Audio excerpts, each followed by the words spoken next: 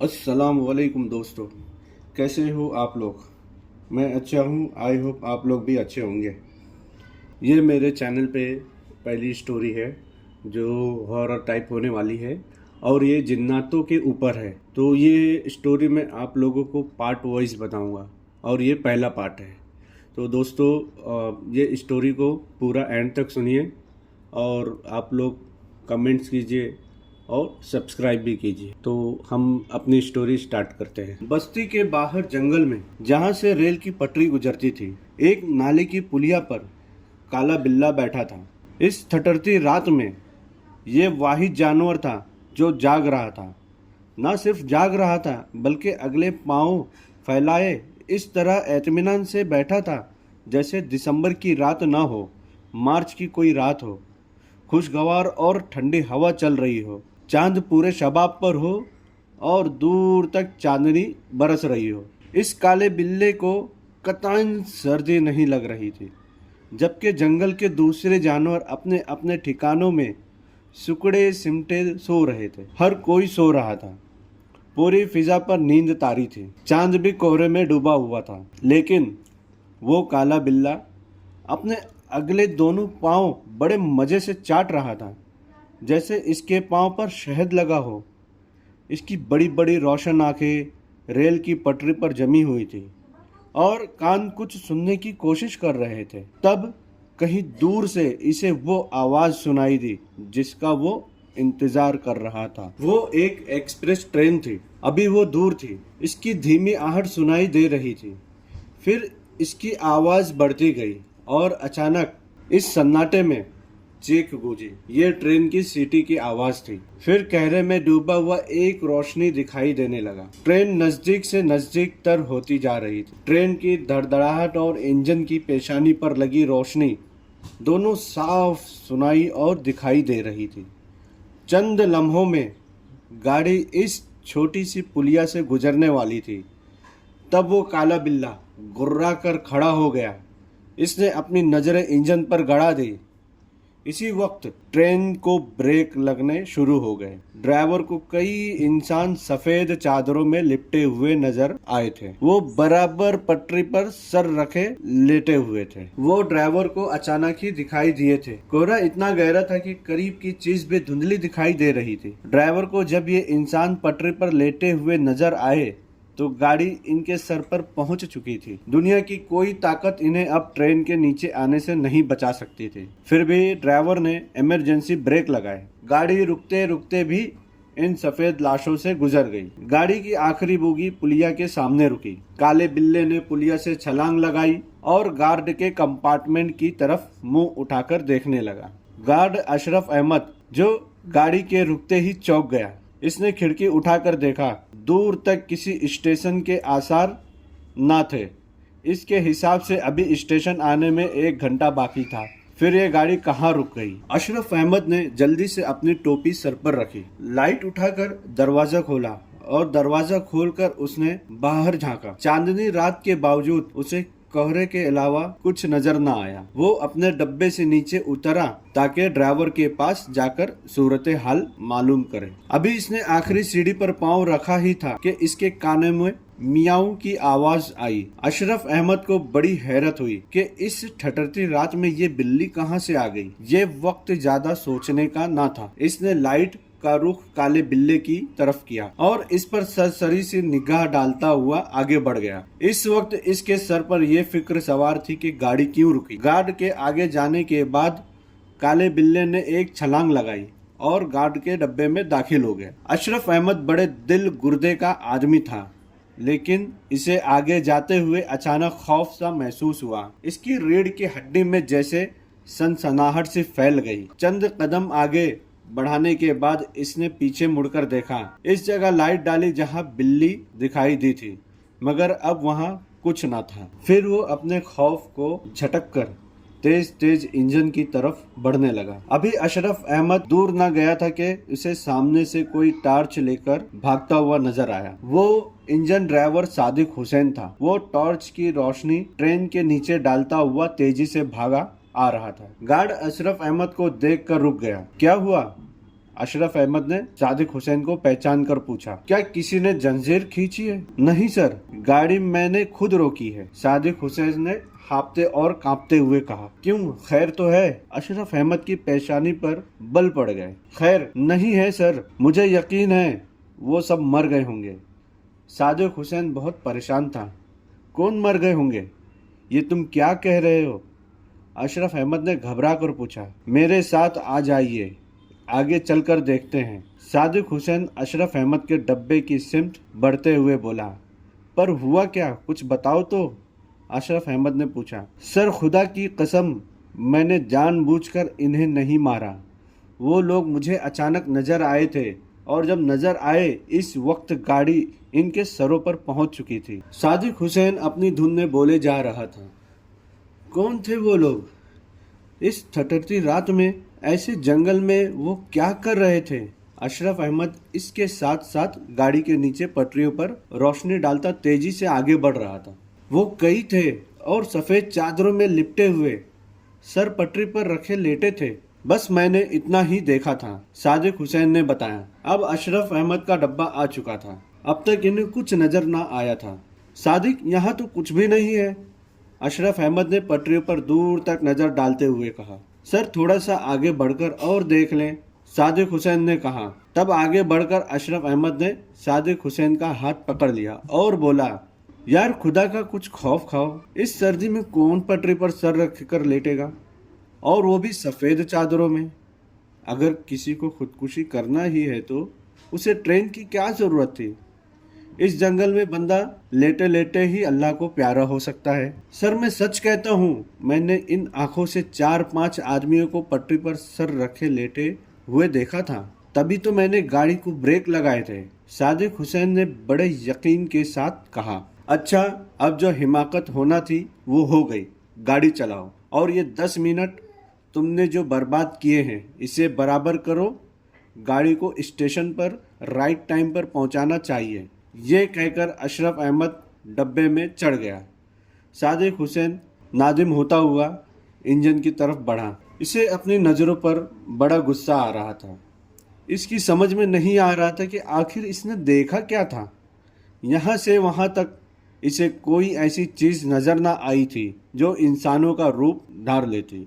बहरहाल वो फरेब नज़र का शिकार हुआ था।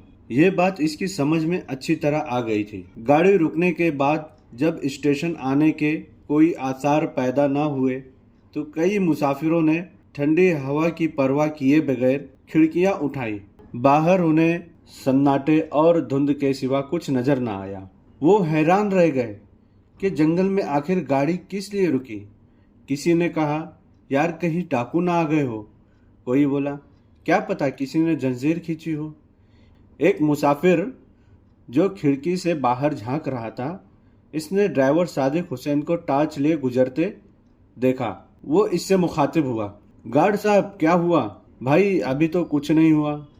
फिर गाड़ी क्यों रुकी हुई है? मैं इसे अभी चलाता हूँ जाकर, आप फौरन खिड़की बंद कर ले। सादिक हुसैन ये कहता हुआ आगे बढ़ गया। सादिक हुसैन के लहजे में कुछ ऐसी बात थी कि मुसाफिर खौफजदा हो गया। इसने फौरन खिड़की बंद कर ली। चंद मिनटों के बाद गाड़ी ने हरकत की और फिर इसने बहुत जल्द रफ्तार पकड़ ली। सादिक हुसैन ने ट्रेन की स्पीड बढ़ाकर अगले स्टेशन पर राइट टाइम पर पहुंचा दिया। गाड़ी के प्लेटफॉर्म पर रुकते ही गार्ड अशरफ अहमद अपने डब्बे से बाहर आया। सर्दी अपने उरूज पर थी। अशरफ अहमद के दांत बज रहे थे। इस स्टेशन पर गाड़ी 10 मिनट ठहरती थी। इसने सोचा चलकर चाय के स्टॉल पर चाय पी जाए। गार्ड के उतरने के बाद वो काला बिल्ला भी डब्बे से बाहर आया। गार्ड का डिब्बा प्लेटफॉर्म से पीछे था। काले बिल्ले ने डब्बे से जमीन पर छलांग लगाई। छलांग लगाते ही जैसे वो फिजा में तहलील हो गया। वो जमीन पर नहीं गिरा। हाँ, अलबत्ता एक शख्स कंबल ओढ़े प्लेटफॉर्म की तरफ चलता हुआ नजर आ रहा था। इस स्टेशन पर चंद मुसाफिर भी डब्बे से बाहर आए। ये ज्यादातर चाय की फिक्र में ही उतरे थे। एक दो मूंगफली के ठेले की तरफ भी बढ़े। इस शख्स ने प्लेटफॉर्म पर आकर गाड़ी के डब्बे पर नजर डाली। इस डब्बे का दरवाजा खुला हुआ था। वो पूरे एतमीनान से डब्बे में दाखिल हो गया और एक मुनासिब जगह देखकर फर्श पर बैठ गया। इसने कंबल इस तरह ओढ़ा हुआ था कि इसका चेहरा छुप गया था, बस नाक और मुंह का थोड़ा हिस्सा नजर आ रहा था। वो अपनी चाल ढाल और लिबास से कोई मजदूर दिखाई दे रहा था। किसी मुसाफिर ने इस पर कोई तवज्जो ना दी। ये दराज कद लंबा चौड़ा आदमी जिस डिब्बे में चढ़ा था, इसके ठीक बाजू में एक डिब्बे में बारात जा रही थी। इसमें बारातियों के अलावा कोई मुसाफिर ना था। रास्ते में बहुत से मुसाफिरों ने बोगी खाली देखकर इसमें चढ़ने की कोशिश की थी, तो इन्हें बड़ी मुश्किल से रोका गया था। अब भी बड़े स्टेशन पर कुछ मुसाफिर इधर आने की कोशिश करते थे। अब इन लोगों ने बोगी के दरवाजे अंदर से बंद कर लिए थे। कोई कितना ही दरवाजा पीटता ये ना खोलते। बोगी में खूब हंगामा हो रहा था। बाराती अपनी अपनी पसंद की टोली बनाए बैठे थे।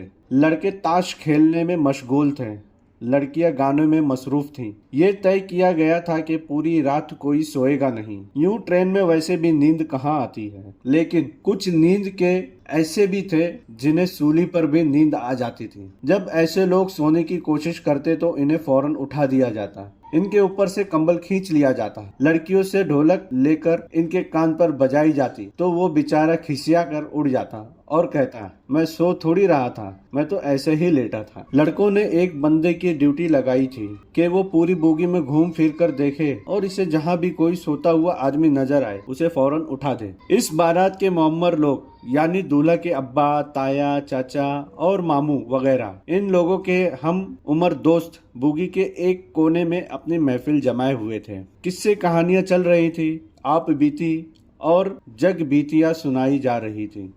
फिर तय हुआ कि हर शख्स अपनी जिंदगी का कोई नाकाबिल फरामोश वाकया सुनाए। फिर बात होते होते जिन्नात पर ठहरी। सबसे पहले मैं आपको एक वाकया नहीं, दो वाकयात सुनाऊंगा। फुरकान मामू ने अपने गिर्द अच्छी तरह कंबल लपेटते हुए कहा, ये दोनों वाकयात सच्चे हैं, मैं बजात खुद इनका शाहिद हूँ। मामू, क्या आपने जिन देखे हैं? दूल्हा अकबर ने पूछा। अकबर को किस्से कहानियों से बहुत दिलचस्पी थी, इसलिए जब इसे मालूम हुआ कि बड़ों की महफिल में किस्से कहानियां चल रही हैं और किस्से भी जिन्नात के, तो वो फौरन छोटों की महफिल छोड़कर इधर आ गया। हाँ अकबर, सिर्फ मैंने जिन देखे हैं बल्कि मैंने इनकी आवाज़ भी सुनी है। ये अलीगढ़ की बात है और इन दिनों का जिक्र जब मेरी उम्र 14-15 साल होगी। हमारे मोहल्ले के एक बुजुर्ग सूफी अमजद हुसैन फजर के वक्त गली के लोगों को नमाज के लिए बेदार करने आया करते थे। इनका तरीका ये था कि वो जिस घर के सामने पहुंचते पहले इस घर के दरवाजे पर डंडे बरसाते, फिर इस घर के मुकीम का नाम लेकर पुकारते, अरे ख्वाजा साहब उठ जाओ, नमाज का वक्त हो गया है। और जब तक अंदर से आवाज़ न आ जाती कि अच्छा सूफी साहब उठ गया हूँ, इस वक्त तक वो आगे ना बढ़ते। सूफी अमजद को मालूम था कि इस मोहल्ले के कितने लोग नमाज पढ़ते हैं। जो नमाज पढ़ने के आदी ना थे, बख्शते वो इन्हें भी नहीं थे। इनका दरवाज़ा भी इस वक्त तक पीटे जाते जब तक जवाब न मिल जाता। नींद तो इनकी खराब होती थी, लेकिन वो सूफी साहब का बिगाड़ कुछ नहीं सकते थे, बस लिहाफ में तिलमिला कर रह जाते। सूफी अमजद को सबसे ज़्यादा डॉक्टर तारिक को उठाने में वक्त पेश आती थी। डॉक्टर तारिक भी बड़े मजे की चीज थे। पता नहीं इन्हें क्या बीमारी थी कि वो बैठे बैठे सो जाते थे। मरीज की नब्ज पर इनका हाथ है। मरीज बड़ी शिद्दत से अपने दर्द और हाल बयान कर रहा है और डॉक्टर तारिक की गर्दन झुकती चली जा रही है। मरीज समझ रहा है कि वो नब्ज पर हाथ रखे बड़े तवज्जो से इनका हाल सुन रहे हैं, लेकिन वो हाल से बेखबर है, किसी और दुनिया में पहुंचे हुए थे। मरीज चौंकता इस वक्त था जब डॉक्टर साहब की गिरफ्त नब्ज पर ढीली पड़ जाती और इनका हाथ बेजान होकर नीचे गिर जाता और डॉक्टर साहब के खर्राटे सुनाई देने लगते। मरीज बेचारा इन्हें हिलाता। डॉक्टर साहब चौंक कर उठते और इससे पूछते, अच्छा तो ये बताओ खांसी तो नहीं? बेचारा मरीज फिर से शुरू हो जाता। इन डॉक्टर साहब के खर्राटे बड़े मशहूर थे। इनका घर हमारे घर के सामने था। वो खर्राटे इतनी जोर से लेते थे कि हमारे घर तक इनकी आवाज आती, बल्कि पूरी गली में इनके खर्राटे गूंजते। इन डॉक्टर तारिक को सूफी अमजद को उठाने में बड़ी वक्त पेश आती, क्योंकि दरवाजा पीटे जाने की आवाज और खुद इनकी आवाज डॉक्टर तारिक के खर्राटों में दब जाती। सूफी अमजद बेचारे उठा उठाकर तंग आ जाते। तब कहीं जाकर डॉक्टर तारिक की मरियल सी आवाज आती, अच्छा सूफी साहब शुक्रिया। इनकी आवाज सुनकर सूफी साहब कहते, देखो दोबारा न सो जाना। ये कहकर आगे बढ़ जाते। क्या वो उठकर दोबारा सो जाते थे? अकबर ने पूछा। हाँ, कभी कभी ऐसा भी हो जाता था, फुरकान मामू ने जवाब दिया। सूफी साहब जब लोगों को उठाकर वापस आते तो डॉक्टर तारिक का दरवाजा एक मर्तबा और बजाकर गुजर जाते। सूफी साहब के अलावा एक पार्टी और नमाजियों को उठाने आती थी। ये लोग सूफी साहब से बहुत पहले आते थे। इस वक्त गहरा अंधेरा छाया हुआ रहता था। ये लोग ढोलक के थाप पर कुछ गाते हुए गुजर जाते। वो क्या गाते थे ये समझ में ना आता।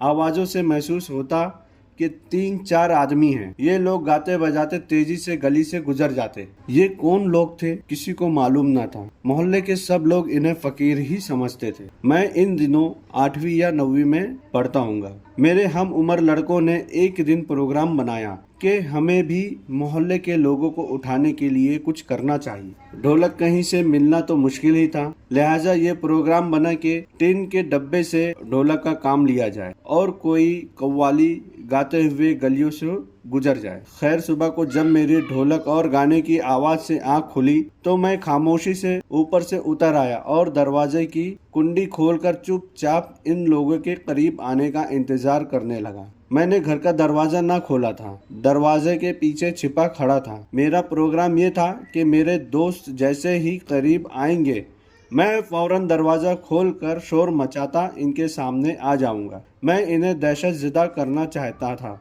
वो लोग गाते बजाते जैसे ही मेरे घर के सामने आए, मैंने तेजी से दरवाजा खोला और चीख मारकर इन लोगों के ऊपर कूद गया। इन लोगों के ऊपर कूदते ही गाने बजाने की आवाज़ बंद हो गई और मुझे ऐसा महसूस हुआ जैसे टेप को हाई स्पीड पर चला दिया गया हो। बस बस ची चू चा की सी आवाजें सुनाई थी। मेरे दोस्त बड़े शरारती थे। मैंने सोचा कि ये खुद डरने के बजाय मुझे डराने की कोशिश कर रहे हैं। गली में गहरा अंधेरा था, कुछ दिखाई नहीं दे रहा था। मैंने इन्हें पकड़ने के लिए ऐसे ही इधर उधर हाथ चलाए तो मेरे कानों में एक अजनबी आवाज पड़ी, हम वो नहीं हैं, तुम्हारे दोस्त पीछे आ रहे हैं। इस आवाज को सुनकर मुझे एहसास हुआ कि मैं गलती पर हूँ। मेरे दोस्त अभी नहीं आए थे।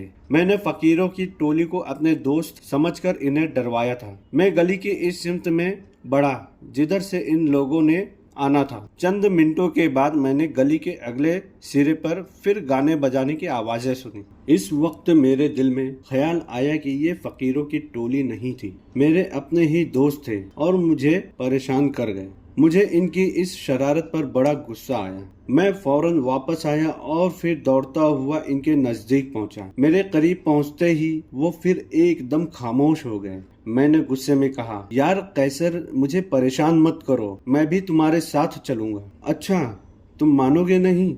आ जाओ फिर हमारे साथ। गाने बजाने की फिर आवाज आने लगी। ये आवाज जरा फासले से आ रही थी। मैं फिर इनके पीछे भागा। अब मुझे ताव आ गया था कि इस मर्तबा नहीं छोड़ूंगा, इनमें से किसी एक को काबू कर लूंगा। मैं जैसे ही नजदीक पहुंचा, गाना बजाना फिर बंद हो गया और आवाज आई, ये ऐसे नहीं मानेगा, इसे पकड़कर उठाओ। फिर मुझे बाजू से 2 लड़कों ने पकड़ लिया और तेजी से मुझे भगाकर ले चले कि मुझे ये एहसास हुआ कि जैसे मैं उड़ रहा हूँ। मेरे घर से काफी आगे इन्होंने मुझे छोड़ दिया। तब मुझे एहसास हुआ कि वो मुझे छोड़कर कहीं गायब हो गए। अब दूर तक कोई आवाज नहीं आ रही थी। मैंने सोचा शायद मस्जिद पहुंच गए हो। मस्जिद नजदीक ही थी। मैं दौड़ता हुआ मस्जिद में पहुंचा। मस्जिद की दरवाजे में बल्ब जल रहा था। मैंने दरवाजे में खड़े होकर मस्जिद के अंदर देखा। वो बहुत छोटी सी मस्जिद थी। इसमें मुश्किल से 40-50 नमाजियों की गुंजाइश होगी। मस्जिद खाली पड़ी थी। मैं वापस होने लगा तो मैंने मस्जिद के पास इमाम मौलवी मुख्तार को दरवाजे की तरफ आते देखा। मैं फौरन रुक गया। मैंने सोचा कि मौलवी मुख्तार से पूछ लूं कि यहाँ मेरे दोस्त तो नहीं आए। मौलवी साहब नजदीक आए तो मैंने देखा कि वो कुछ गुस्से में है। मेरे कुछ सवाल करने से पहले ही बोले, जाओ घर, अभी हमारी नमाज हो रही है। इनके गुस्से से डरकर मैं वहां से भाग आया और सीधा अपने घर आकर सो गया। सुबह जब स्कूल जाने के लिए कैसर मेरे घर आया तो मैंने दरवाजे से निकलते ही इससे शिकायत की, यार तुम लोग अजीब हो, मुझे छोड़कर तुम लोग कहाँ चले गए थे?